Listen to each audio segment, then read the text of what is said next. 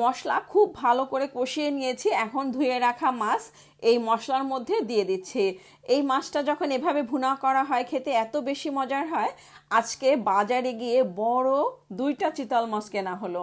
আর এই চিতল মাছ খেতে এত বেশি মজার হয় যার কারণে আর লোভ সামলাতে পারলাম না, চিতল মাছ দেখেই কিনে ফেললাম।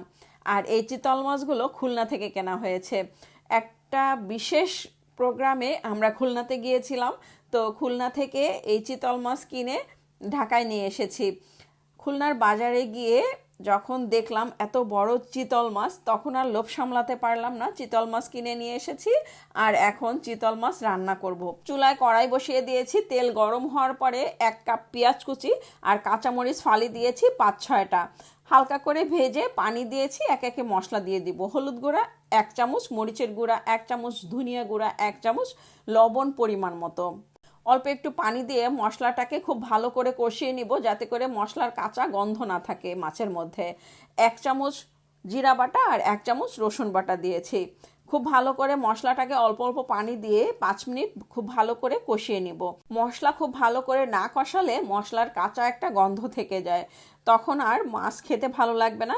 তো খুব ভালো করে মাছ গরম পানি দিয়ে লবণ দিয়ে ধুয়ে নিয়েছি। এখন একে একে এই মশলার মধ্যে মাছগুলো দিয়ে দিব। মাছ এপাশ ওপাশ করে খুব ভালো করে কষিয়ে নিব। আর এই মাছের এটাকে আমি বালিশ বলি, এই বালিশটা খেতে কিন্তু খুবই পছন্দ করি। তো আমি কিছু বালিশ এই মাছের পাশে দিয়ে দিচ্ছি। এপাশ ওপাশ করে মাছগুলোকে এই মশলার মধ্যেই কষিয়ে নিব। আর খুব অল্প ঝোলের পানি দিব, যেহেতু চিতল মাছ খুব দ্রুত সিদ্ধ হয়ে যায়। বেশি ঝোলের পানি দিলে মাছটা হতেও সময় লাগবে আর খেতেও তেমন পানসে লাগবে, খেতে ভালো লাগবে না। তো যার কারণে ঝোলের পানি যখন দিব অল্প পরিমাণ পানি দেব।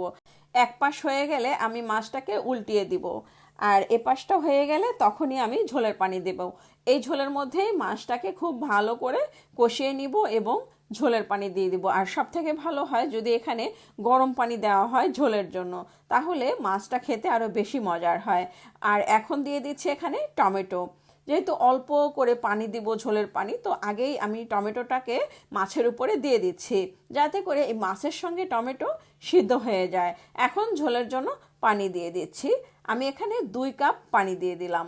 ঝোলের পানি দেওয়ার পরে একটু আস্তে করে নেড়ে চেড়ে দিব, বেশি জোরে নাড়াচাড়া যাবে না, তাহলে কিন্তু মাছ ভেঙে যাবে। আর নাড়াচাড়া না করাই ভালো। এই যে একবারই নেড়ে দিলাম, আর কিন্তু আমি নাড়তে যাব না, তাহলে মাছটা ভেঙে যেতে পারে। তো এই যে এখন ঢাকনা দিয়ে ঢেকে দিব। আর এই মাছ ভুনাতে হালকা মানে একটু মাখা মাখা ঝোল থাকবে, তাহলেই খেতে বেশি মজার হবে। বেশি পাতলা ঝোল হলে কিন্তু খেতে ভালো লাগবে না। তো আমি মাখা মাখা ঝোল রাখবো। তো এই যে ঢাকনাটা সরিয়ে নিয়েছি। আর এখন এখানে আমি দিয়ে দিব ধনে পাতা কুচি। আপনারা চাইলে এখানে জিরা গুঁড়াও দিতে পারেন।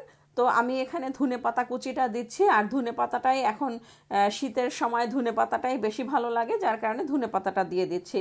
হয়ে গেল মজাদার চিতল মাছ ভুনা। রেসিপিটি ভালো লাগলে একটা লাইক দিবেন, কমেন্ট করবেন, এবং যারা এখনও আমার পেজটি ফলো করেননি প্লিজ ফলো করে দিবেন। সবাই ভালো থাকবেন। পরবর্তী রেসিপি দেখার আমন্ত্রণ রইল। আল্লাহ হাফেজ। আসসালামু আলাইকুম।